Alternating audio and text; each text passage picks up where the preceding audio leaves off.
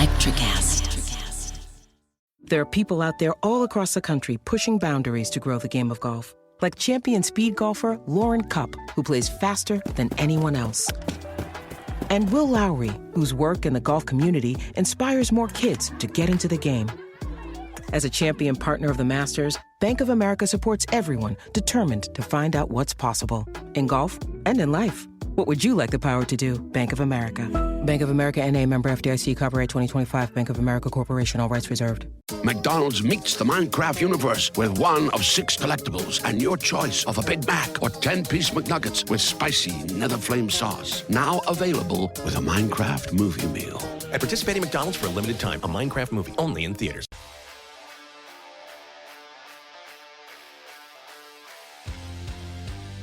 Ladies and gentlemen, it's Missing the Point. It's the Power Ranking Show. I am DK Sizzle. I am here with Hollywood Rayshawn Buchanan. It's just the two of us. When we can make it if we try, Ray. Right off the bat, the biggest news of the week. We always start off the Power Ranking Show with the NFL news of the week. I was reading an interesting article today that says the NFL may cut ties with Rock Nation, Jay-Z, for this alleged lawsuit scandal. Big businessman. And this is big business, man. Not to steal your line that you were going to say. It just sort of came out like that. Let me handle my business. Damn, yeah. But I'm interested to get your thoughts on the whole thing.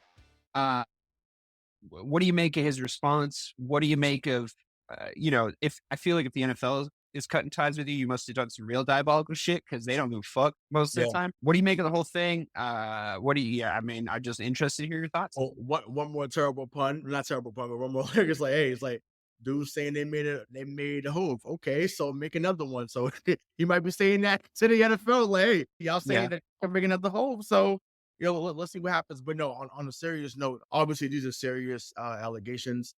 Dark shit that he's accused of, I have to say. No, pretty much, especially with just what's going on in 2024 as a whole. Like, Cat Williams really opened up the portal, and like I said, it's unbelievable. Like, didn't he? He just who would have had that on their bingo card? Fucking Cat Williams goes on Shannon he Sharp's the Dark Portal. Yeah, the Yu-Gi-Oh! Dark Portal, and it's just like it's unbelievable. But no, but seriously, it makes me think the shit he was saying was all true. I wonder who's going to start on 2025 because once again, 2024 was the year of revealing a lot of stuff. So, but yeah, I mean, listen, they obviously when that stuff happens, like they clearly always know more than what we know in the public. Obviously, maybe there was something they were sitting on for a while. So not the NFL, but I'm saying, but just whoever was going to give the charge, they were sitting on for a while, and they just chose to pull the trigger at this time. So that part, it is what it is. What was even more wild, and this was like on a blog post or whatever, I'm gonna post it. I'm gonna say it because I thought it was wild if it's true. Apparently, Beyonce's mother had liked the post that someone was talking about Jay-Z being, a person that committed sexual assault, and she liked the post, and I'm just like, oh my God. I'm like, even if you wasn't feeling your son-in-law, like this is not the time, Ms. Knowles. Wow. Right. This is not the time to I get the feeling her family isn't a huge fan of him, just based on various things. I'm saying, well, I mean, we know Solange isn't, but it's just like, but you know what I'm saying? Like, she was like, hey, it's probably been on site for about a good 10 years. So, it made the Ray Rice video look wild, but I don't want to joke about that, but it's crazy. But yeah, just think that, and all jokes aside, it is pretty bad. Like I said, the NFL is looking to get rid of you. I mean, once again, I can see, I can't see the resolution. I don't know what the resolution is going to be, but hey, I mean, once again, you can hope that it's not true, but at the same time, those murmurs might be too loud in the end, and it might be the downfall of him, unfortunately. I guess I just like, if you had asked me a year or so ago, is Diddy even cancelable? I probably would have said no. I probably would have said, like, whatever you come out with, he'll probably be fine. Right? Like he just is going to be able to sort of like weather it. And it just seems like, no, that's, no one's above the law, I guess. And like, you might go to actual jail. Right. We saw it at the start of the Me Too movement, which I do think like did a lot of good. If it then eventually, I think we can all agree, like overcorrected. I we saw it at the very start. Harvey Weinstein, like that motherfucker went to jail for the shit that he did. You know what I mean? Like there's the court of public opinion and then there's the fucking court, right? Like Right. it's a little bit different. It sucks, I'm sure, if you get canceled, if you're like famous, but I mean, I hope you managed your money well. You know, I don't think Jay-Z is ever going to be poor. No. But I now am sort of in the era where I could believe somebody of his stature, you know, the first billionaire, sort of power couple of the hip hop game of the 2000s of our childhood. Can they survive this? I mean, does she stick with him? I mean, this isn't a gossip podcast, but like, does she stick with him? You know, like what unfolds here? At the end of the day, if it did happen, I hope that poor girl gets every red cent that he could possibly give up in court. And I hope she's all right. To be honest with you, I don't want to like morally grandstand, but like Jesus Christ, if he did do that shit, he deserves everything that's coming to him. That being said, I always thought he didn't really deserve the beats that he got. I'm just gonna fucking come right out and say it. And I'm not unhappy because I'm on record about that already. It's not like I'm kicking him. That's a whole other. I firmly took Nas's side, Ray. I firmly planted my flag in a can, and it's because I always thought Nas was the far superior lyricist. And at the end of the day, everybody always used to say to me when we'd argue about this stuff, yeah, but Jay-Z won the war because business wise, look what he did this, he did that. Well, the war is never over, my friend. This beef never stops. Nas is like,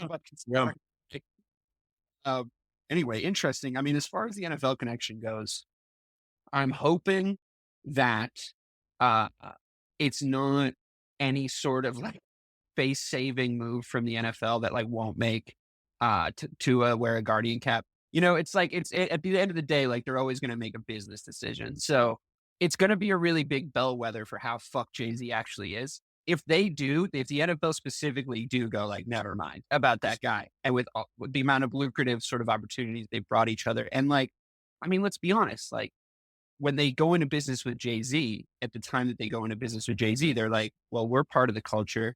You're sort of like a thought leader in the culture for better or for worse. Mm-hmm. And we're going to use this to buy street cred as an organization and pretend we're not a bunch of like old white men that own this whole fucking shindig. So, you know, the only thing I'll say though, where does the clout go? You know what I mean? Like, where is it a clout decision? I guess is my question. I mean, probably. I mean, like I said, there was going to protect the shield. We know that, and no one's breaking the shield. We've learned that time and time again. What I will say, just as a fan, personally, I'm not trying to go back to Tom Petty and the Heartbreakers. Those type of shows, I'm not trying to go back to that. I'm not trying. Oh, you mean like the halftime shows? Yeah, that's what I'm saying. I'm not trying to go back to those. I think we peaked with Prince. Sure, but I'm just, I'm like, once again, you can only get one Prince. You're going to get one MJ. You're going to get, you know what I'm saying? So like, I just don't want to go back to those type of shows. Once again, I agree. I mean, I thought the Eminem, 50 Cent, Dr. Dre halftime show was the best in a long time. Long time. Phenomenal. You know what I'm saying? So the thing is, that's how good it was. I still watched it. Where was it this year? It's Kendrick. Do we know? It's Kendrick. Oh, yeah. Oh, it's Kendrick. Yeah. Kendrick. Only one person congratulated him. And who was that? Nas. Yeah.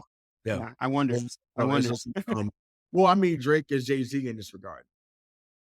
Right. Dude, talk about that for a second. He's suing him? That's soft. That's Dude, soft. Talk about not like us being accurate, bro. Like you are not. You do not understand. Bro, you're fucking getting the cops involved. Come on. But you can't say, and like I said, I can't believe what this is. Actually, if there's anyone on the show that's going to do this, it's you and me, but that's fine. I can't believe that that's where it got to. It's like, and I think Styles P said it best. I forget what podcast he went on, but he was spot on. He was like, yo, he said, ain't no rules. Like, he said, yo, you already crossed the line when you talked about wife, kids. Like, so now it's a whatever I say after that, it's fair game because you already came with the fam. And I'm like, I fully agree with that. Cause I'm like, yo, once you can't, you want to say anything about me, my crew, the record label, fine, whatever. That's fine. That's competition. We good. But now you made it personal. You talking about my wife, kids, and you mad about it's the structural chord is probably a minor. Like you're mad about he had the whole goddamn world singing that shit. Like the whole world. Literally played the song 5 times in a row. And they went crazy every time. every time. Like, come on. So I don't know. I just think to me, it's a bad look on his behalf for sure.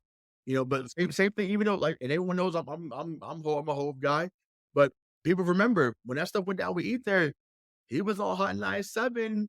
You know, basically damn near crying to Angie Martinez. Once again, not and I can take the bias out of it. I'm a Hove guy. What happened happened. He was at Hot 97. I can't believe it. Hey, he put it out there. He made you look foolish in that moment. Like, well, he made you look. You were slave to a page in this rhyme book, Getting money, big boy. Playboy, your time's up, Hey, I don't know. I don't know. We probably could do an hour on this, honestly, but I'm like, I'm happy to.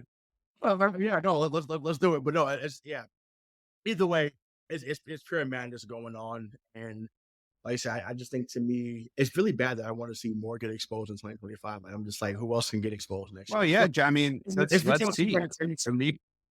Yeah, let's see. I mean, listen, listen, break that Williams on again. on New Year's Day, break him. have him name every Illuminati ass motherfucker out there. Please, Please. I mean, it's funny. I mean, just to the Drake lawsuit thing, like, I'm obviously a very, very white person, but when I was in my formative years, hip hop had taken over the culture completely. And like, I have a lot of respect for Black culture. A lot of the rules, the unwritten rules I learned about via song, because it was like my favorite genre when I was in high school. Right. And it was like all the rap songs I listened to taught me a lot of lessons. And one of the most important lessons that I learned about hip hop culture, Black culture, whatever you want to call it, you don't call the cops, bro. You don't call the fucking cops, dude. And like, that's what Drake did. He called the fucking cops on this guy.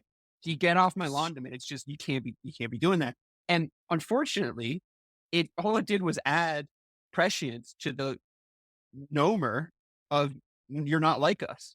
Like, you're not from the streets, bro. Like, the whole campaign. Yeah, there was jibes about him being a pedophile and like hanging out with Millie Bobby Brown when she wasn't 18 and shit, which, like, fair game. I agree with you. But the main push of the campaign is like, yo, you bought your street cred. You're the little fucker from Degrassi. If you come at me, we deal with it in a different way. Right. And now he's in court and he proved it. He proved everything Kendrick said. So, and it's like, and here's the thing that really shows he doesn't understand what happened, is that he thinks he's suing them for allegedly artificially inflating the numbers of that song. And that means he doesn't realize it was a bop. It was an absolute fucking bop. So he could never look past what the song's subject matter was and appreciate it for what it was, which was a fucking banger. But, and once again, this is my final thing, but he knows better, because even when he came out, we were at Dean. Well, I mean, his first thing he came out was the Replacement Girl. I think mixtape a song with her, Trey Songz back in the day, but he really blew up. Once he did, Best I Ever Had. Buzz so big I could probably sell Blade Death. Like, that was one of the crazy bars for that line, for that mixtape. And it's like his numbers were something we haven't seen before, maybe since 50 Cent at that time. So he knows. And when people thought that his stuff was being inflated, I'm like, no, Drake was that big. And once again, to the newer age that is listening to Kendrick knows, oh, Drake is this and this. No, there was a time, but he had a good 5 or 6 year run where he was on everything and he was the man. And everybody wanted to feature with Drake. Everybody. I'm gonna give him his due. He arguably put together the greatest feature track. He arguably put together the greatest feature track of all time with Forever. Like, if you look at that, as far as the numbers that track did, the names that were on it, and again, you said you illustrated this point beautifully. It's like, you have to put it in context for what it was. If kids these days might not think Kanye, Yeezy, Eminem, and Drake on a song all together was like a big deal, but that was number one, number two, number three. Where it was like 1A, 1B, and 1C were all on a track together at that point, as far as popularity, influence, numbers, ability. I leave Drake a little bit out of that. I do think that Drake gets absolutely blown up that fucking song. I think Kanye actually hangs, quite honestly, but obviously Lil Wayne and Eminem were both at the top of their game at that point. So, I think it's a little bit of a toss up between the two. I give it to Eminem. But I don't give it to Eminem on Drop the World. Really. I give that one to Lil Wayne, or closer to even. Same thing on No Love. No love I give to Wayne. I actually do thought give that to Wayne. Wayne went ballistic on No Love. He went berserk. Yeah, He went absolutely berserk. I don't think unbelievable. he killed Eminem, and I don't think Eminem ever killed him. I think that he was like one of the only, like, can't think of anyone else Eminem doesn't murder. He kind of puts guys on now, like that one with Juice WRLD. Have you heard that one? And it's like, I Yeah. think he doesn't kill them like a little bit on purpose. You know what I mean? He like lets him go for like longer bars and shit because he does. But anyway, I had a point about that. Yeah, to your point, Drake was fucking huge. He was enormous. And it is weird to see him sort of get knifed in the sort of cultural view of the whole thing by Kendrick. I mean, even what was the first response he put out that Kendrick put out, where he actually like said some shit? It was only like a couple of, The Future track, like that's yeah, the like direct- that. Yeah. And he's only has like one verse on it, right? But in that verse, he basically says like, do you want to have a gunfight? And you're just What? like, what you have to understand about that guy is like, he will. Like, he was like, fuck rap. He's like, I'll leave it all behind. I kind of believe him. Right. This is the thing though, right? Family Matters was actually a pretty hard track. It was dope. Family Matters is actually really dope. But the problem is no one cared because that's like Family Matters is actually pretty good. Like I don't want to say it act like, oh, it was trash, because it wasn't. Yeah, he came with some heat. And I was just like, oh, like he's in for it. But then once again, and shout out to my boy Brandon, because he says it all the time, and it's just so true. You have to leave these West Coast guys alone when it comes to. So whether it's DJ Quick, whether it's Ice Cube, whether it's like leave the West Coast guys alone. You know, MC8, E40, like MC Hammer, leave these guys alone. These guys live for the beef on the West Coast. Let it go. There's no need to keep engaging with these guys on the West Coast. Just stop. And I don't care who you are. Just stop. Just stop. I would play you one clip. I would literally just play you one clip to reiterate and prove your point. I would play anybody that's disagreeing with that. Suge Knight at the Source Awards being like, who don't want the record label where the executive producers all up in the videos, all in the records, dancing, and come to death row. And then Snoop has to be like, kind of half like, fuck all you guys, we're not scared, but we would like to leave without having a gunfight. It's essentially what he says by being like, y'all don't fuck with Snoop Dogg? You don't fuck with the West Coast? And he's like, I'm not fucking scared. Just for the record, I'm not scared, but like, we would like to leave. Like, because it's a room full of like very intense motherfuckers, right? Right. And Yes. I would just say like, they were completely outnumbered. They were in New York and they probably would have gone out shooting. I'm just saying if I was to guess based on like all their actions. Absolutely. Like that would have been, it'd have been ugly. And we would have had a lot of different stories to remember at the stage. So yeah. But yeah. Love it. Wow. Great. Trip down memory lane there. I love it. It's all connected. We're gonna do football now. Bill went to UNC. How do you feel? How do you feel about people? I don't love it, but I understand why he's doing it. If you feel that you've been shunned by the NFL and your way of coaching and building a team, building character, building up coaches that will be future coaches, his whole Patriot way, his whole do your job mentality has really left the NFL. And it was simple, but it was complicated at times. And, for him to be that close to the record, we talked about it on our interview with Clarke and Rayshawn. So just go back and watch that. And that was a good one. But I think that he realized that his days in the NFL were numbered and it was over. And I don't know why it was North Carolina. I mean, I know they just let go of Mac Brown. It was a college legend in his own right, as far as coaching goes. So, but yeah, I mean, it's going to be interesting to see. They're going to have a bunch of fifth-year seniors. They're going to win 9. They're going to win 9 games, and they're going to win the college playoffs. Like that's going to happen. And I think if he found a way to win a natty down there, I mean, he's already the best coach of all time. But that would it would further cement the legacy if he was to win down there. Yeah, How do you feel about the idea that we've been banging the drum? I mean, notably, you and Mike have been really banging the drum about his GMing ability in the NFL. How do you think first off, how did that job in general translate to being able to scout talent for a college football program?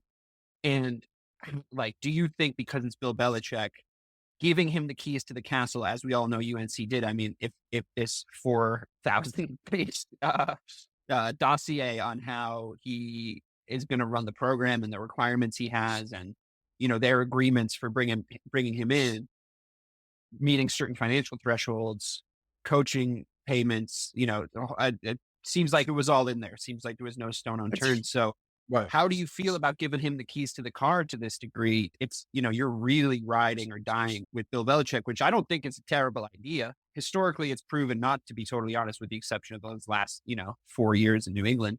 Mhm. How do those things translate in general? And how do you think they're going to translate in this situation, if you could speculate? So one, I can't wait to hear the recruiting stories. I cannot wait.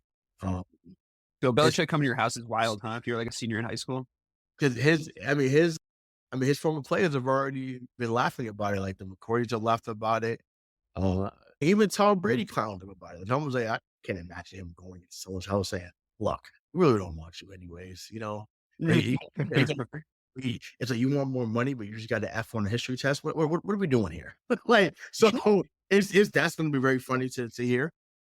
I just thought it was funny that he bashed the quarterback that just came from North Carolina that's in New England, and now he's down there in North Carolina. So yeah, I think that's funny at the same school that he was bashing the quarterback play. So I think that's hilarious. So, but yeah, I'll see. But like I said, he won't have too many freshmen that will be sitting there playing. You're going to be a sophomore, or junior. Like if you're a sophomore, or junior that's been kind of meddling somewhere else that hasn't done well, he's going to be great for you because he's going to show you the game.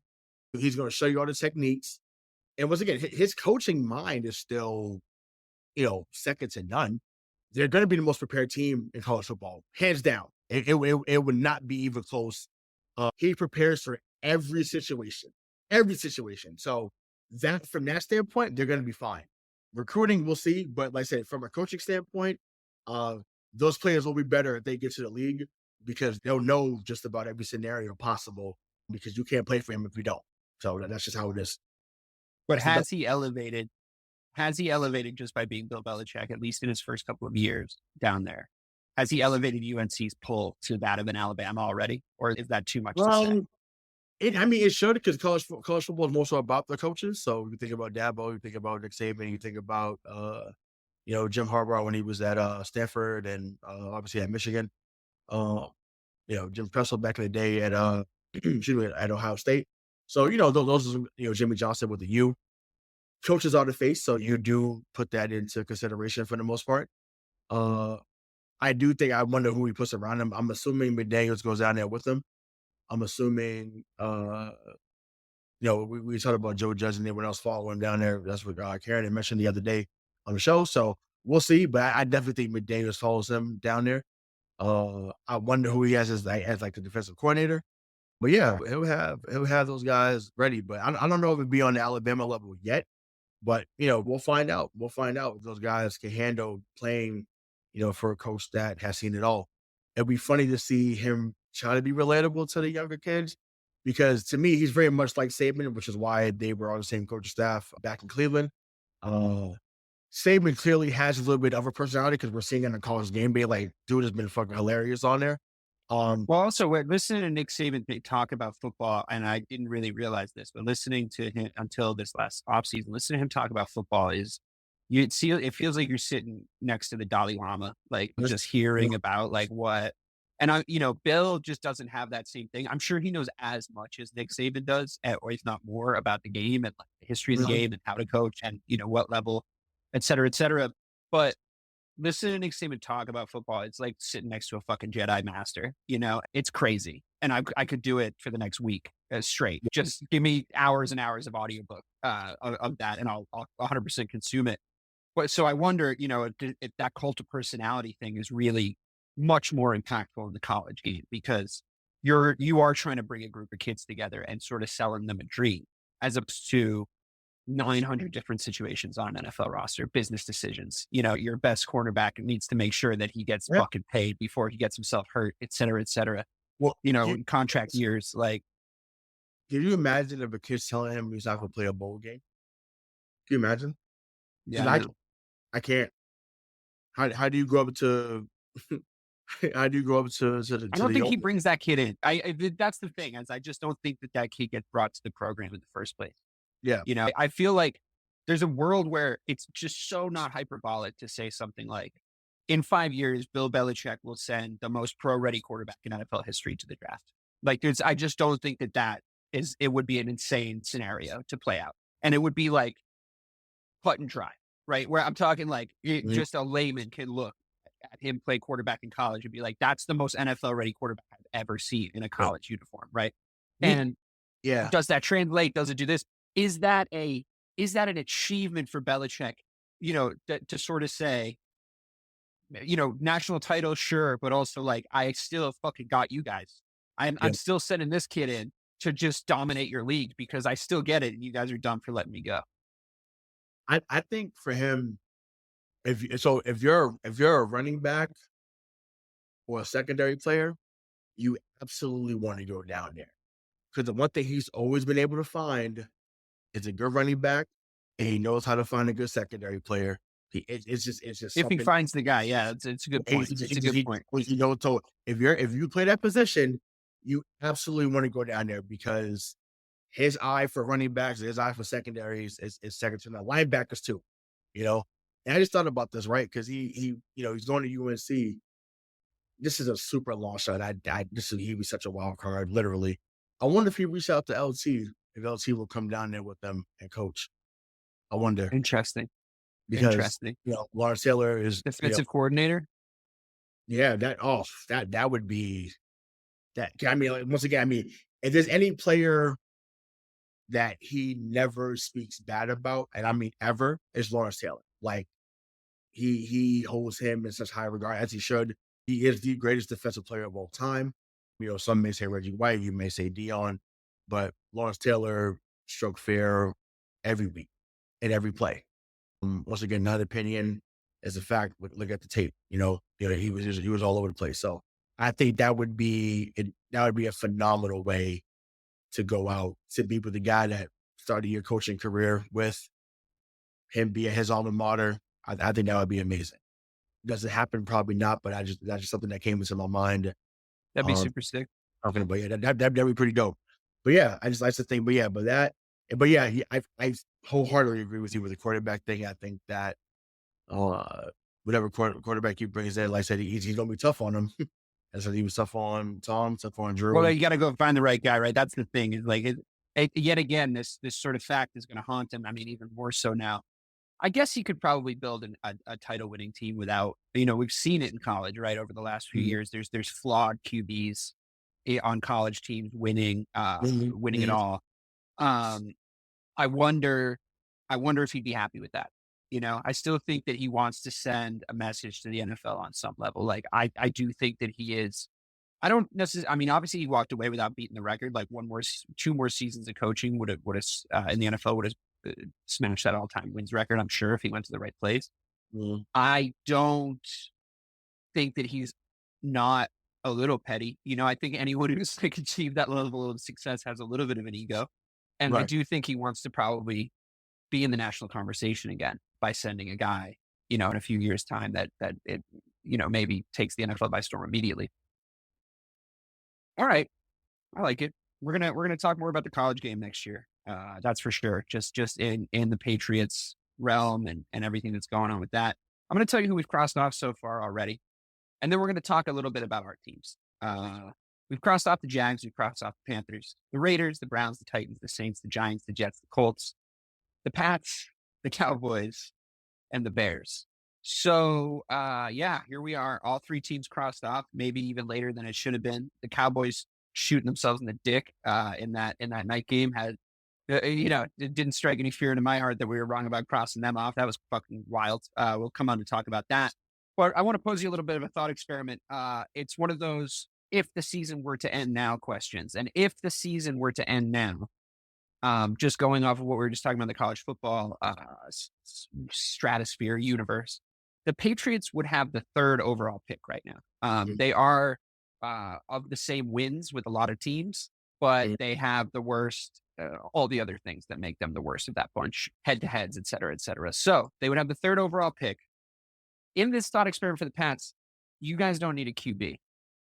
But I'm saying Sanders and Ward go 1st and 2nd. So you basically have the board to look at for any specific position. who's your ideal take right now? Well, we've talked mostly about Hunter. We've talked mostly about Will Campbell. But I'm actually going to go defense. It's a kid from Penn State.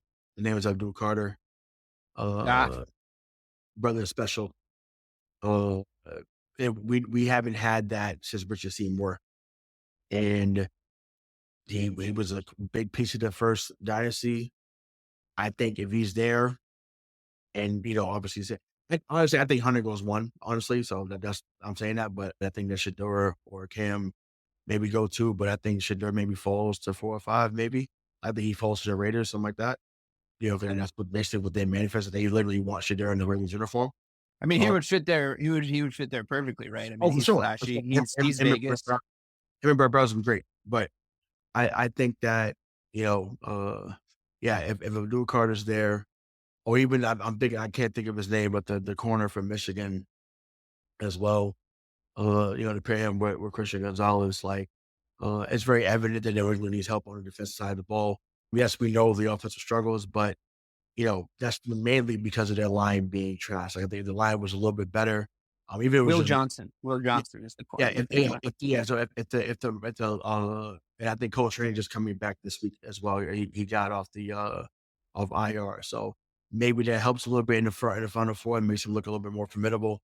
So the offensive line clearly should be the priority. But if you don't think that Will Campbell's the guy, or I think DeAndre Banks from Texas, go with the kid from Penn State because he fills an immediate need.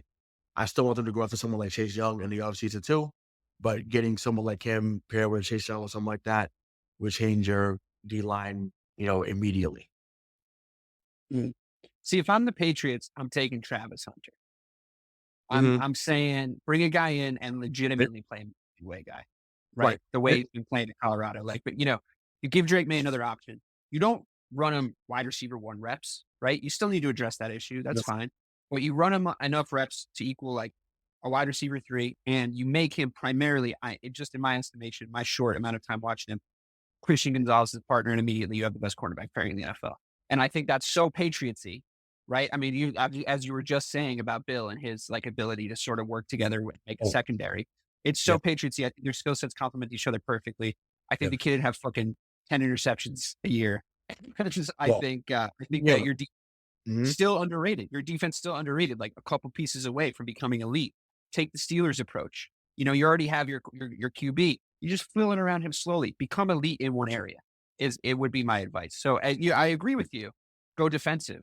I would my pick would probably be Travis Hunter because he can help you on both sides of the ball. Yeah, and just one final piece before we move on. If in some way the Hunter's already off the board, and which would be totally understandable if he goes one. The kid from Arizona, Ted McMillan, you can't teach 6'5", 230. He literally looks like Mike Evans 2.0. And Mike Evans from day one has been the most consistent receiver in the NFL. Not the best, but he's been the most consistent. He looks like Mike Evans 2.0. And if that's the case, I mean, if you're telling Drake it's time to get to work, that at that point, if you go sign that guy, and that guy is fucking enormous and so good, and I totally agree, he would be fucking sick for Drake May, especially. I think that they would blend together perfectly. Mhm. That you're telling Drake it's time to get to work. You better go get him some fucking O-linemen in the free agency. Then for sure, you better start spending some money because that's what you're saying, right? Yep. Right. I mean, especially when you don't know what it's going to be with David Andrews. Even though he's looking to play one more year, you don't know what you're getting from Strange. Unfortunately, right now you don't know what you've been getting from Michael Menu. So you got to find a replacement for Darian Lowe. You definitely got to find a replacement for DeMontre Jacobs. So you got to find a replacement for those guys. So those guys should be the backups. Like they should not be in a starting role. So Elliot Wolf, Gerard Mayo, Jonathan Kraft, whoever else is in that brain trust, they have a lot of work to do in the offseason, to beef up that line and really beef up the team overall. So there's a tall task ahead of them, but we'll see how they get it done. I don't trust them right now, but we'll see how they. It's funny because you named basically 2 guys that you seem actually excited about, and that's Abdul Carter and Ted McMillan. And I think what that tells me is you're thinking that the Pats cannot afford to miss. in this draft, which actually makes a lot of sense. I mean, they're high, but Yeah. they've been high, right? So people, I think, are starting to go a little bit more like, oh, like when they drafted Drake May, looks like they got the guy. You can't afford to miss here with a pick that high again. No. And those are the two most NFL ready athletes, probably Mhm. in the top 10. Those are the two guys you named are guys that just have crazy athleticism or an NFL body, or, like you're going to have to teach Carter stuff. I think there's technique stuff that he has to learn. We'll Mhm. see how quickly he advances, but his athleticism and speed off the edges are insane. He's who I want for the Bears. I'm hoping Yeah. he drops. Yeah, and If it's he doesn't, possible he does, right? I think that and you'll appreciate this analogy I'm about to bring up. So remember, 2016, we draft your guy, Jaylen Brown, right? 2017, at 3 again, we draft Tatum. You have right? your JB, right? You have your JB. Yeah, It's time to get your Tatum. It's time. yeah, You cannot. So if you're at 3 again, you cannot miss at 3. You have to get a guy that from day one is saying, "Hey, I'm the guy here." Because me personally, we've had a lot of different things that they want to talk about, and T Higgins is the name that's been thrown out there, and rightfully so. The dude's a hell of a talent. Me personally, like I said, if you don't get Abdul Carter, you want to go Tim McMillan, cool. I get McMillan on one side, and I'd call Seattle and say, "Hey, we got the second rounder and another receiver. Maybe it's Bourne or whatever. I don't know. Second round pick for DK Metcalf, and we're back in business. We're back in business. I'd be ready. I'd keep the tight ends because Hooper and Henry have done really well. I'd keep Gibson and Stevenson because I think despite the bad line, they've done okay this year. And then you're back in business. And now let's go to work. And that's the case. But because that sounds so ideal, I know that won't happen. So I'll just have to live with whatever they do come April. yeah, yeah. So I mean, mhm. I honestly, all very salient points and pretty calm about and reasonable about the whole thing. It is looking like you're going to probably draft in the top 3, but there's a lot of teams with low win counts. The Bears are 8 places back from or sorry, 6 places back from the Pats right now in picks, but 1 game back in wins, right? Mhm. So it's difficult for me to make like a fair assessment. Moving on to the Bears, same question. It's difficult for me to make a fair assessment about what they actually will be able to draft. I obviously know what our needs are. I really, really think we need more pressure in the trenches on defense, right? So if that means an edge rusher or it means whoever the best defensive lineman is in the class, I'm okay with it. It was Mason Graham from Michigan. Like, I'm cool Mhm. with that if that happens. That being said, if we're in a position where we're drafting 4th, 5th, 6th, 7th, and somehow Will Campbell falls to us, we have to take him immediately because Caleb Williams is the most sacked Bears quarterback of all time, and there's still 4 games left to play. And I don't mean rookie.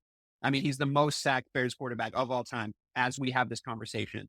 Yeah. And that is just, quite frankly, a dereliction of fucking duty for your number 1 overall draft pick. And whoever is responsible for that needs to go.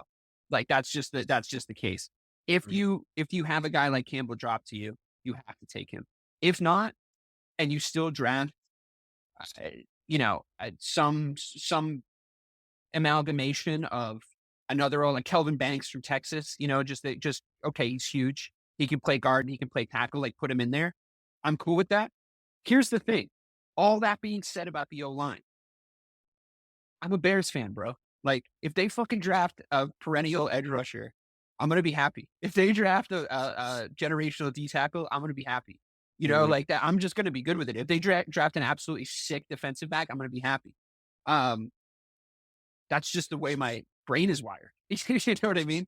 So all that being said, you and I are in the same boat, and it's a great boat to be in the top 10 of this next draft and to not need a QB, right? Like this is the situation that you want to be in.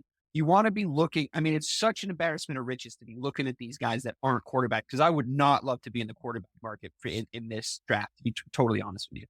Yeah, I mean, outside of Ward, Sanders, if Carson Beck would have been another guy, but he just got hurt, so I don't know. He probably I dropped really some. do feel like they're going 1 and 2. I feel like Ward and Sanders are going 1 and 2. Quinn Ewers from Texas. Uh, I think that he could be a solid guy for some team. It's wild because like I said, listen, Arch Manning should go 1 whenever he comes out. Like I don't know where he's gonna go, but phew, like what we seen earlier this season from him was special. So Like, I think that wherever he goes, look out. But I will say this for y'all. Say worst case scenario, Keenan Allen just guys up going to sign elsewhere, right? If T Mac falls to y'all at 9 and you pair him I with don't know, man. Roman I don't Duze, know. hey, here you go, Caleb. We can grow the next 10 You years got to together. trade DJ Moore at that point. You got to trade DJ Moore at that point. I really think I feel like we've been overstuffed in the wide receiver room. It's been a problem this year. Let's say I want Rome to be if you lose Keenan Allen, because to me, I think DJ Moore could be a slot guy or should be the slot guy. So you put Ted on the outside, Rome on the outside, and you let DJ Moore sort of be the other safety blanket with Cole Kmet, and you just say, hey, go to work. I think that would be lethal, in my No, opinion. it obviously be sick. Like I would be so excited about that. Obviously, coming into the season, it's just that my issue. The problem is, I mean, so many fucking things have gone wrong with that wide receiver room, and a lot of that really isn't their fault, in my opinion. Like I think that DJ has come into what I would probably call fair criticism over some of his sort of body language, et cetera, et cetera. At the same time, and this isn't going to be popular with Bears fans, how the fuck would you feel like if you were as good as being a wide receiver as DJ Moore is, and your whole career was spent in fucking Carolina and Chicago, and in Chicago in its current iteration? I think he thought they were building something when he came over there, and he's signed to a fucking lifetime contract, basically. Yeah, I'd probably be a little mad too. Does that excuse all of his behavior? No. But I really do think we have to go all in with him. And I love Keenan Allen. I mean, Keenan Allen's one of my favorite wide receivers. We haven't been able to use him properly. That's just the way it is. Like, I don't think that's really Keenan Allen's fault. I do think he's like slower, but he's still one of the best route runners I've ever seen in real life. But to be honest with you, and they don't give him like the appropriate sort of routes to run. So I do think he's going to take a step back or go to a different team, or I don't think it's going to work out. I don't think it was his fault. I think it's this organization's fault. Rome Odunze's dad was retweeting fucking any other organization. Rome has 1,500 passing yards, 1,100 passing yards, and he was like 1,500 now. 1,500 might be a little unrealistic, but yeah, I don't blame him for being mad either. We've completely fucking mishandled the whole haul of the first big draft that we've had in a long time, and it's the coaching. I mean, that is definitely the problem. But man, I got to tell you, just a little glimpse inside. I was feeling optimistic going into that San Francisco game because I was thinking Matt Eberflus is the problem, and the shit I was barking at the fucking screen when we were just getting absolutely trounced. I was like, who are you going to blame next? And this was just a blanket message to all the players, like everybody that's come out and said shit. The first thing Jalen Johnson put on tape after being allegedly the person who was the most outspoken in the locker room when Flus finally got fired, the first thing he put on tape was getting absolutely fucking cooked in the secondary. There's where we're having in the Bears fan base, we're having a come to Jesus moment about Tremaine Edwards. He's just not worth the money that he's fucking on. He can't drop back into coverage properly. He just looks ass, to be totally honest with you. He's just looked ass all season. I thought it was scheming, but then you start to realize there's cracks that you were blaming the coach for. Right now, there's a lot of this shit is the coach's fault, but there's cracks that you were blaming the coach for. And you said this to me weeks ago. You were like, I mean, you quit on the coach, like you're in the fucking, you're out there. Like you got to put something out there. You're cool to just look ass. Like that's fine with you. And I didn't want to hear that at the time, but honestly, you were right because that's what that San Francisco game was. That's absolutely what that San Francisco game was. It's a week to week business, right? And if you're an independent contractor, there's 53 independent contractors in that locker room, regardless of who's calling the plays and leading your team, so to speak, you got to go out there and execute. Now, yes, are there moments where you don't believe in the plan and it makes you want to go rogue?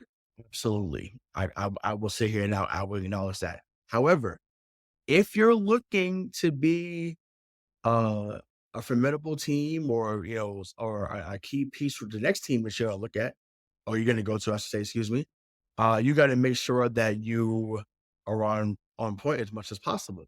So these last 4 games for every team that's struggling is an audition. Every week, all 17 or 18 weeks is an audition. So if you're not looking to give your all in these moments, despite your season being over, then what are we doing?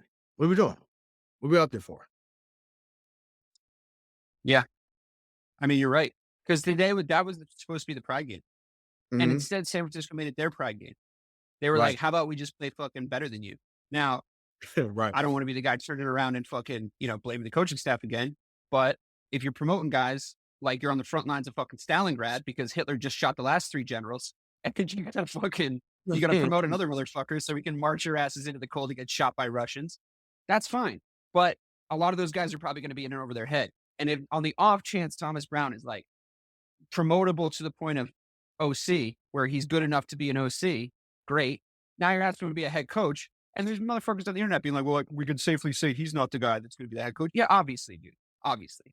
I would still be perfectly happy if he was kept on at OC, depending on the choices we make in the offseason. But I mean, Washington, the defensive coordinator that got bumped up, he just didn't look like he knew what he was fucking doing. Now, could Flus call a defense? Yeah, most of the time he could. Like, honestly, there's a reason he got the head coaching job. He was a good play caller on defense. It was, it seemed to be working.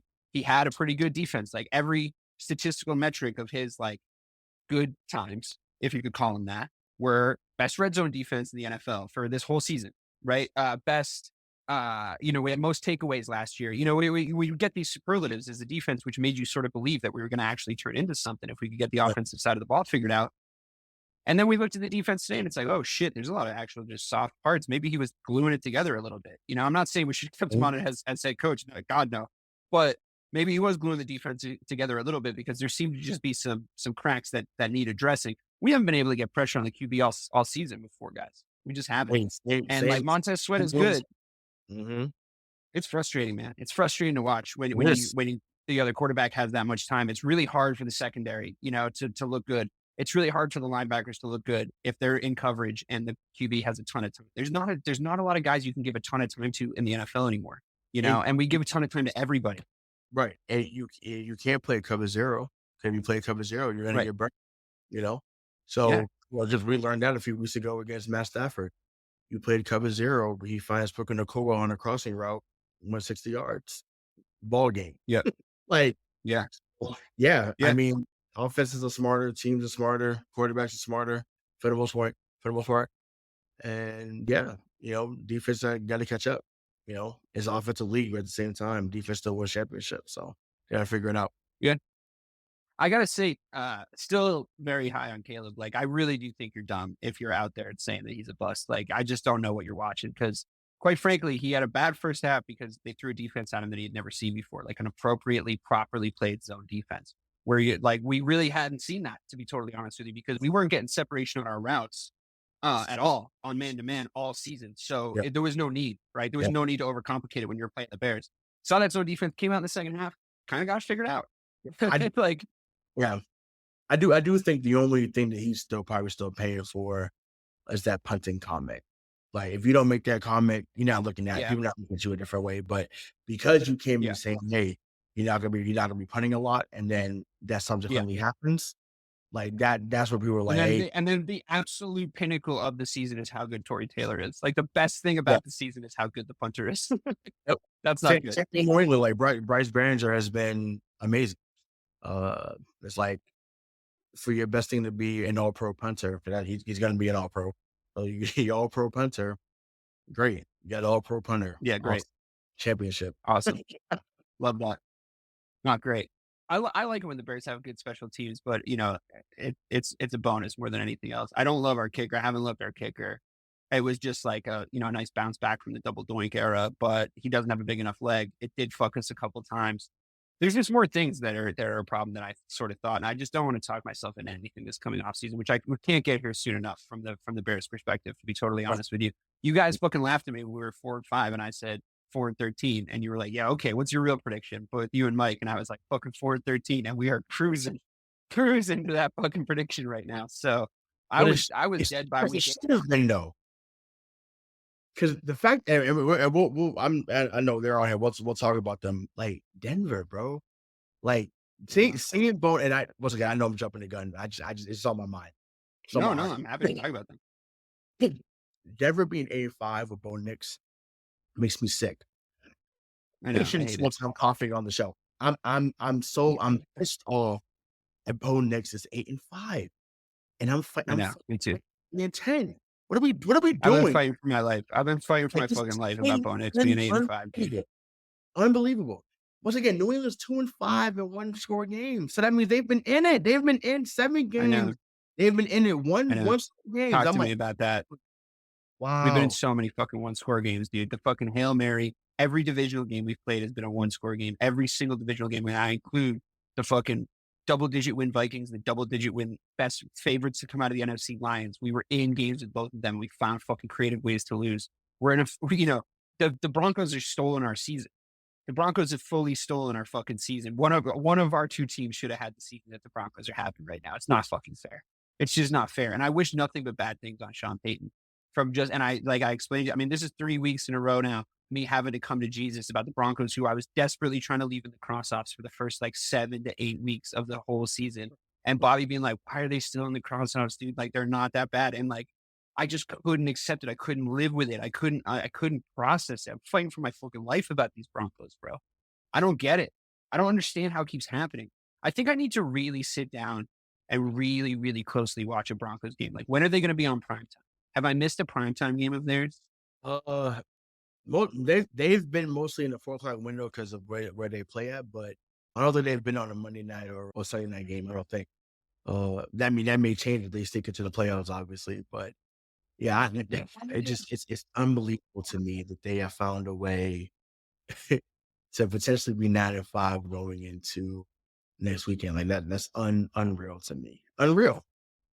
Especially once again, I feel like it was yesterday this team gave up 70 points in Miami. Gave up 70. Not 20, not 30, not 40. 70. 70 in Espanol. 70 puntos. On the road in Miami, you gave up a 70, and you went from that, where Sean Payton was the coach, you go from that to now you're becoming a team that's going to get into the playoffs and maybe at the most get a wild card win. That's unbelievable to me. And they don't have, and that's another thing too, right? Outside of Cortland Sutton, once again, we're not casual NFL fans, so we know more guys on the team, obviously. But to the casual fan, they don't know more about the receivers than Cortland Sutton. They don't. And I'm like, you're telling me that a receiver core is led by Cortland Sutton is out here doing damage to the NFL? What? Bo Nix is leading all rookies in passing? What? I feel like Stone Cold. What? Bo Nix winning? What? Bo Nix going to the playoffs? What? Sean Payton in a running for coach of the year? What? I don't understand that. You playing my guy Russ? What? But now Russ is gonna go to the playoffs and dominate? What? I'm just, oh my God. It's too much. My heart can't take it, man. I'm hurt. I'm But mad. their whole defense, dude, their whole defense, the same thing. I was just looking at them. I was looking at this team coming into the season, and I was like, crazy. I'm like, you got Patrick Surtain and then a bunch of fucking dudes I've never heard of, dude. I'm not worried about these guys. I'm not fucking worried about this. And then it turns out, yeah. Surtain is nice. Surtain is nice. What? PS2, he's nice. Sure. He's elite. He's elite. But I just had no fear of them on the defensive side of the ball coming into this season. And offensively, Bo Nix, I thought he would look. I kind of thought how he would look how Drake May has kind of looked at times, but not 100% convincing at any given time. And he's honestly been so consistent. And you were right. I mean, he needed to be coming in at 1,000,000 years old. I think he's 41, 56, 82 years old, something like that. Oh, yeah, and I got no, I just don't like it. I just don't. It's it feels like living in the wrong timeline. That's what it feels like to me watching that Broncos team be good. The Tebow year? Let's say that again. Feels like the Tebow year. That's what I said. And I got fucking yelled at on this show. I said it feels like the fucking Tebow year. And they were like, no, it doesn't feel like that at all. Yeah, it feels like the Tebow year where they just kept winning games. You're just like, how is this happening? How would they keep winning? And I'm a UF guy, so I love Tebow. But obviously he wasn't someone that went crazy in the NFL, obviously. But he would go 10 of 27 for $170, but had to render winning touchdown by rushing, and they would find a way to win. It was just what is going on? The phrase smash mouth football was said more times than he had yards. Yeah, exactly. Now, to Bo Nix's credit, he's obviously, let's say, he's leading where he's in passing. He's had an excellent season. But I'm just like, man, I can't believe that he might end up being rookie of the year. I'm looking at his numbers now. So yeah, 2048. So I can't even say that. That's all. That's how much I can't believe it. I'm tongue twisted saying it. 2,842 yards, 17 touchdowns, 64% completion rate. So unbelievable. 17 touchdowns, 8 picks. It still should be Brock Bowers. They're not. It's not going to be. I said that. I agree. I think because of them being so bad, there's no way he gets it. Unfortunately, even though it's a team thing, but it's just like an individual award. But I don't know. I just think he deserves it though. Because I say he's been by far the best. Let's see how Jaden Daniels finishes out the season, because I mean he had just the absolute most convincing case across multiple weeks.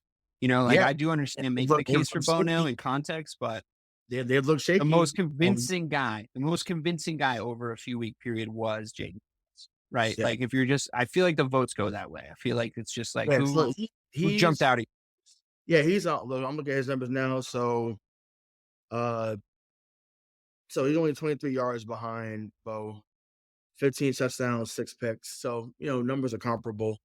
And then obviously they're also 8-5. So I think whoever ends up with the better record, I don't know if they'll do co-rookie of the year, but once again, they both have been the two best thus far. I do think if Drake had a full season, he easily would have won it, because to me, Drake is looking as good as anybody else out there. He just turns the ball over too much. So I think that's where he really is becoming Josh Allen too. Like no, early in his career, Josh was a gunslinger and just threw everything all over the parking lot. It was like, okay, could have threw that one away, or let's run it instead. So, but either way, Drake's been the offense. But like I said, I hope that he gets he gets more of a fair shake in year 2. But somewhat comparable schedules, to be honest with you. Broncos play the Colts, the Chargers, the Bengals, and then the Chiefs in Denver. And in a game where I'm not sure the Chiefs win is going to matter. I mean, it might. There's contention for the bye week at this point, but maybe it doesn't. They're going to get the 1 seed. But let's be real.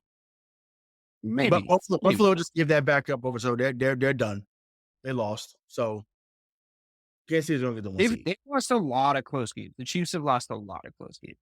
I'm sorry, won a lot of close games. Well, you said it right. They just right. Somehow the NFL was like, no, unbelievable every time, right? Yeah, you're not allowed to beat the Chiefs. It's in the rules. But like I'm not convinced that they're going to be the 1 seed, to be honest with you, by the end of it. I think they could potentially lose. I don't know. We'll see. We'll see. It probably is. You're right. I mean, the betting's probably getting small. Is it? No, but but even forget about that. It's just like New England and in their prime.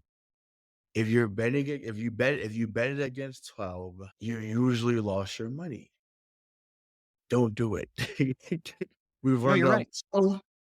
Once again, I've conceded about our thoughts on Mahomes. Like, listen, as long as he's upright and they keep him upright and they give him just enough weapons, they're not going anywhere. They're not. Once again, they're not going to. Yes, to travel. Well, no one wins it every year, obviously, but they're going to be 12 to 14 wins every year. That's just what it is. Yeah. So. No, I get it. I when you zoom out and look at it in context, for sure, they do come and play the Pittsburgh Steelers on the 25th of December, Christmas Day, and it'd be a nice Christmas present for me and the wife if they could find a way to lose the Kansas City Chiefs. I would like them to not win. But let's power through. Let's talk about the power rankings and how Bobby has them here. I'm going to read them out to you. I'm going to do something different this week because I'm sort of trying to zoom out from it a little bit, and it is sort of broken up into only like 3 tiers. So 10 Chargers, 9 Broncos, 8 Ravens, 7 Packers, 6 Vikings, 5 Steelers, 4 Eagles, 3 Bills, 2 Chiefs, 1 Lions. Now, we'll start with the bottom tier, which I think is 7 through 10. The Packers, the Ravens, the Broncos, and the Chargers. That's 1 9-4 team and 3 8-5 teams. Yep. The Packers lost a close game to what the number 1 team on the list, so I think it's fair that they're there. The Ravens had a bye week, so, it's possible to lose that in the context of the power rankings, where they seem to be surviving. They have the Giants next, and they're probably going to win that game. Mm-hmm. The Broncos are also coming off a bye, and they're playing the Colts next. I would probably bet on the Broncos for that. Right. And then the Chargers, I think just won a bit of a sort of a spiritual battle against the Chiefs. So let's start with them. What do you make so far? I've been waxing lyrical about Harbaugh being down there because I wanted Harbaugh in Chicago, and I think that's a season I wish that we were having. Just a solid defense and like working it out with your QB and trying to play to his strengths. And it might not be this year, but it seems like he could maybe do something in the future. Right. What do you make of that Chargers team? I wouldn't want to see him in the playoffs personally. I'd rather see a team like the Broncos. I'd rather see a team like the Packers. I wouldn't want to see the Chargers in the playoffs right now if I was any one of those top seeds. I feel like historically, and I mean when I say historically, I'm like the last 20 years, they usually do well in December. Ironically, because they're They're a San Diego team, yeah. And then LA. Yeah. So for some reason they play better in December. It didn't always translate in January, but I mean, I'm like in the Phillip Rivers era, they always played well in December, and then they would sputter out come January. But I think this team kind of mirrors those teams of the past. I think they're super talented. I think that they can find a way to win a wild card week game, especially if Herbert catches fire. The kid from Georgia, the rookie from Georgia looks really good. Lam McConkey, who also should have been a Patriot, but once again, I'm not going to, open up that wound right now. But yeah, he's, Quentin Johnson now looking respectable. Is Jordan Palmer or Trey Palmer? I think it's Trey Palmer. He's the guy that's coming alive with them. So yeah, like they're doing just fine. I know they lost J.K. Dobbins again. We talk about Tour retiring. J.K. Dobbins made me to call it a career. When I say he just keeps getting, terrible injury. It's just like enough may be enough. And I don't know how much more mentally he could take, honestly. You might just, put him in coaching and do something like that. But on the field, I think he's done. Needless to say, I think they're a good team. I feel you. I agree with you that, they're a team you may not want to see. But, they'll still be in the 7 to 10 range, at season's end, in my opinion. So you think the Broncos and the Chargers are probably going to be some variation of the 6th and 7th team going into the AFC playoffs? Mm-hmm. So, right now, if it ended today, the Chargers would play the Steelers. The Broncos would play the Bills. If I'm the Bills or the Steelers, I'd rather see the Chargers. I'd rather see the Broncos, personally. Do you agree? Sure. Especially when, you're not expecting. Now, I feel like Sean Payne is a better coach than Sean McDermott, though, if that's the case. I'd actually trust Sean Payne to make the right call at the final part of the game than Sean McDermott. We're seeing Buffalo. It is interesting. The AFC coaching picture is so funny. Mm-hmm. But we're seeing Buffalo be in some great duels and just continuously come up short. Doesn't matter who they face, unfortunately. If they have potentially, the Buffalo Bills might see Tomlin, Peyton, or one of the Harbaugh brothers. That's tough. That's tough. That's what the Buffalo Bills are looking at right now, as it stands. Mm-hmm.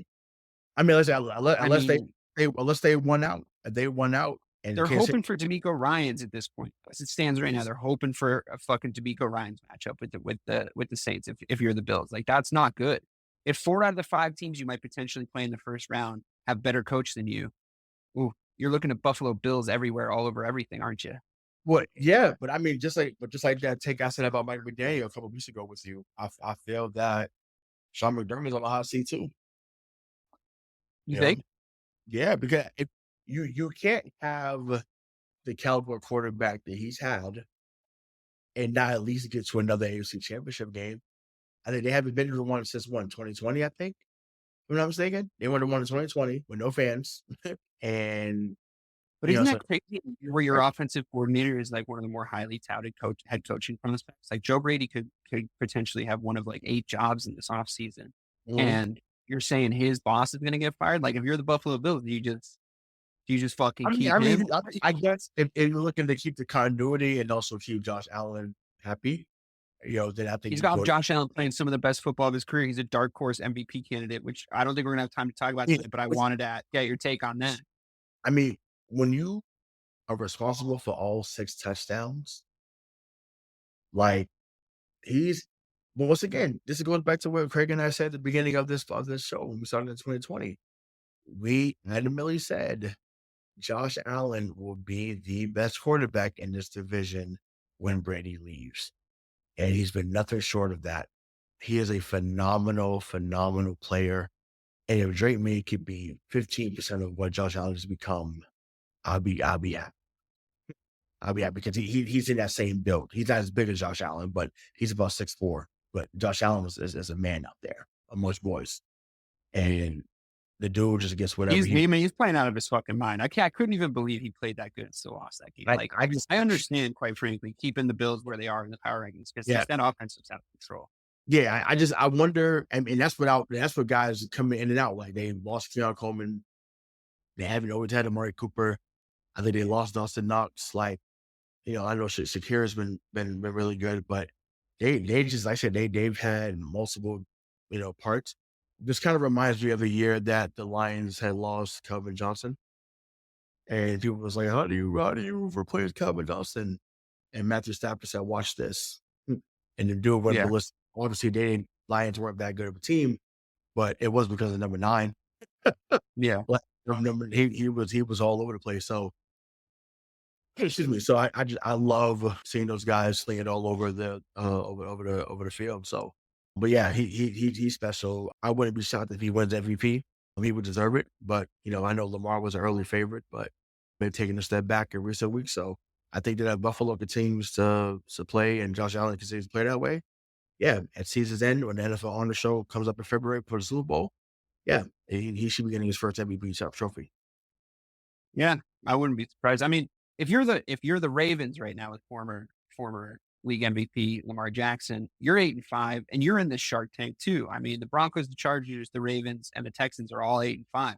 The Bills and the Steelers are 10-3, and the Chiefs are 12-1. So, the Texans aren't looking like world beaters like maybe we thought they were, but they're still going to be probably the 4th seed, maybe the 5th, 6th would probably be a big drop from this point forward.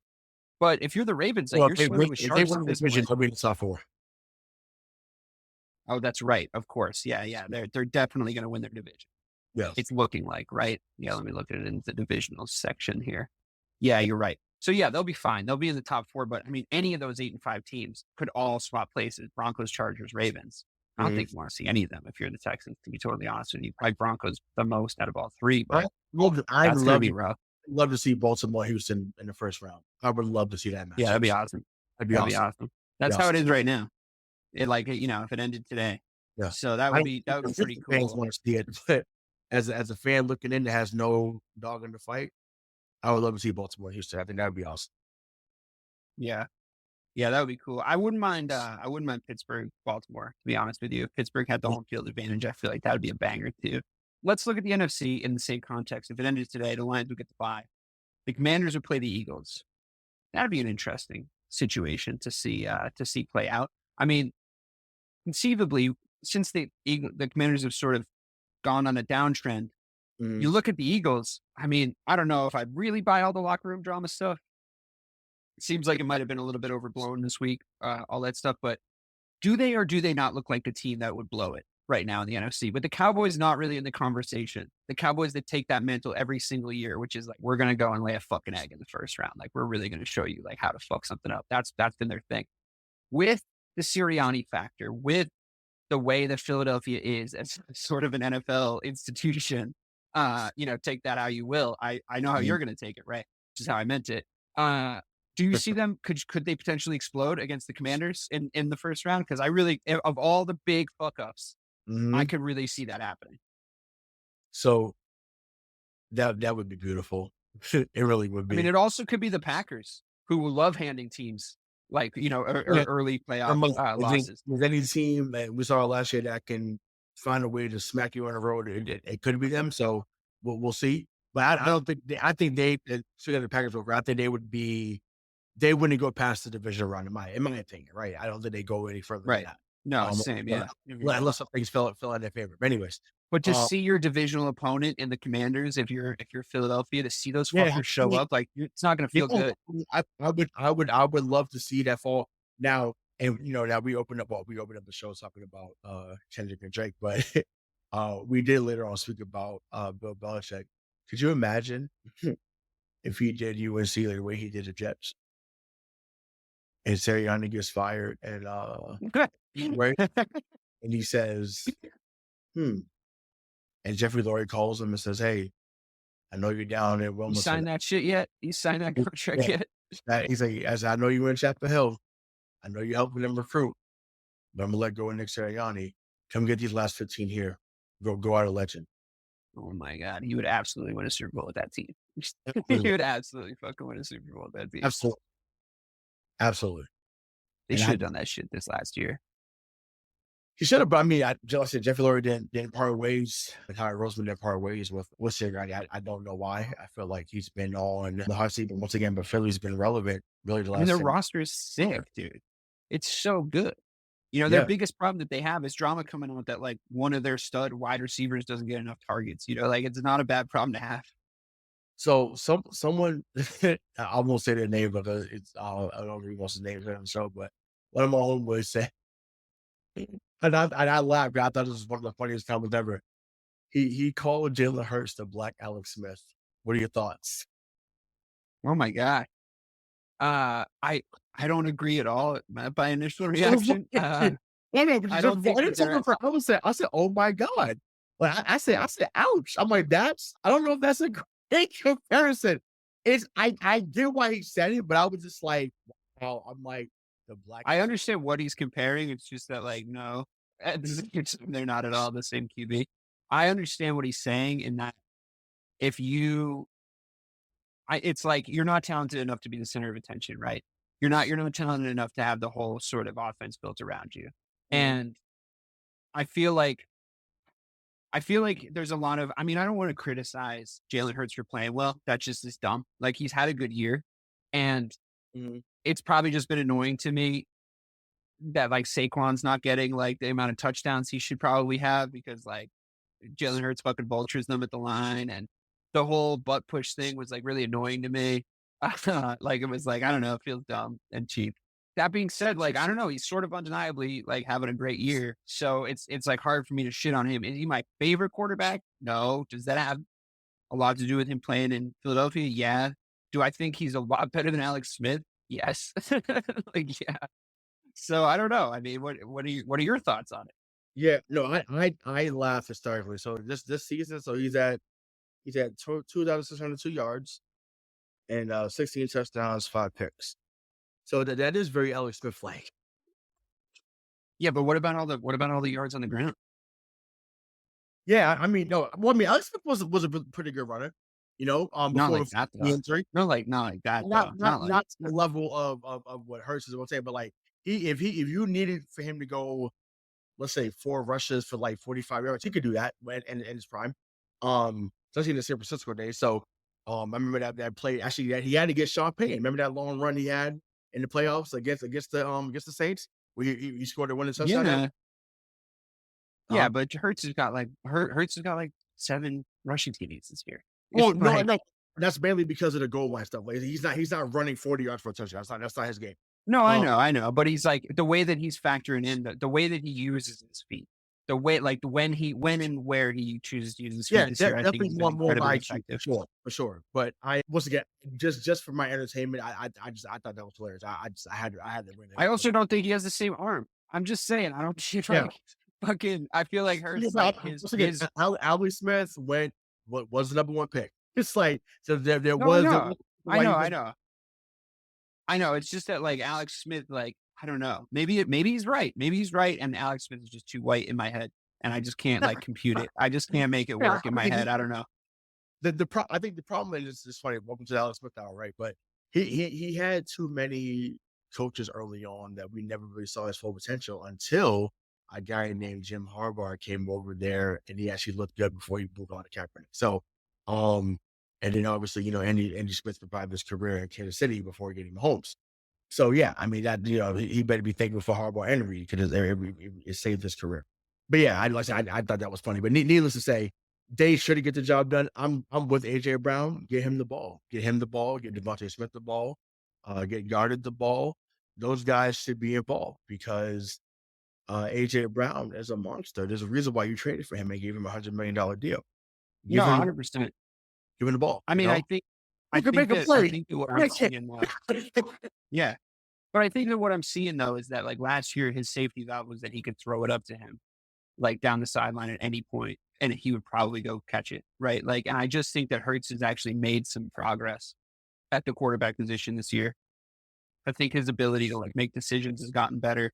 I think that like when he chooses to run, like granted, like this is a glut of games that I'm kind of pulling from where he essentially had 1, 2, 3, 4, 5 good games in a row.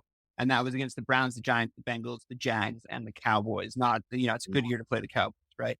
So yes, it's like, is it absolutely crazy to say that like he's having a good year? No, he had a few good games against maybe some shitty teams, but I don't know. I guess if I thought about it and I had to pick one of the two guys to like build my franchise around, I think we pick Jalen Hurts like 10,000 times out of 10,000. But maybe I'm razzled by the dazzle. Maybe and for those when you listen back to this, whether it be on audio or on the YouTube version, because we are now on Spotify, you can leave comments on the show. So if you listen to the audio, leave a comment.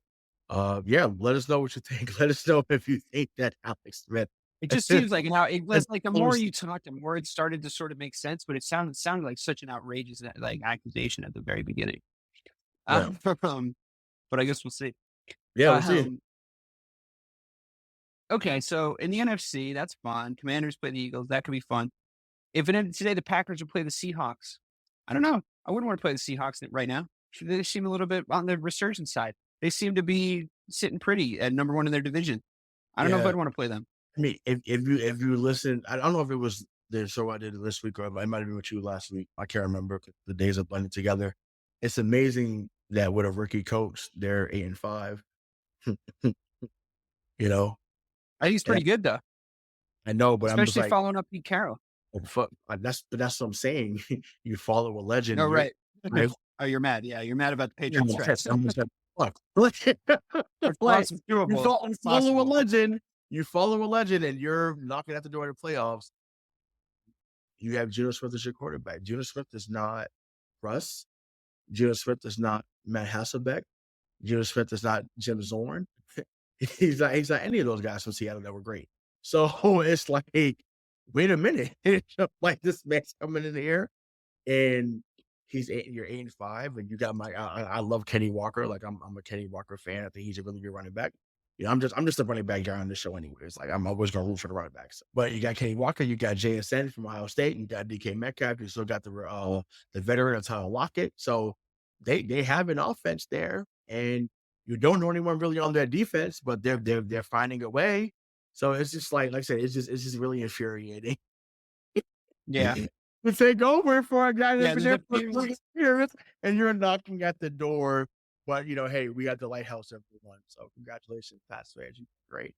What a joke. It does feel like our respective franchises should have had different seasons, and there's teams out there having the season that we should be having. Yeah. It's unbelievable. And the only thing standing in the way of that usually is incompetence. The thing that seems to always ring that same bell every year is that somebody incompetent is probably running the show, and you might need to make a change higher up. And you think that's true of my team, that's true of your team, that's true of a lot of the teams on the end. We've discussed a lot of the elite teams. If the season ended now, there'd be a lot of fun matchups. If the season ended now, we would be sad. We have more games to play. We got to see more. It's shaping up nicely, though. We've described to you the playoff picture. You could wait a minute. You could get it how you live it. 10 toes in, we're standing on business. I mean, listen, we talked about rap music. We talked about the NFL. We covered it all. We run the gamut here at Missing the Point. For myself, DK Sizzle. For the Hollywood, Rayshawn Buchanan. I was about to call you the real BK because I'm so used to saying that, but Bobby has COVID. Feel better, Bobby. I'm the Black Bobby. Yeah. You're for myself and the Black Alex Smith. This has been Missing the Point.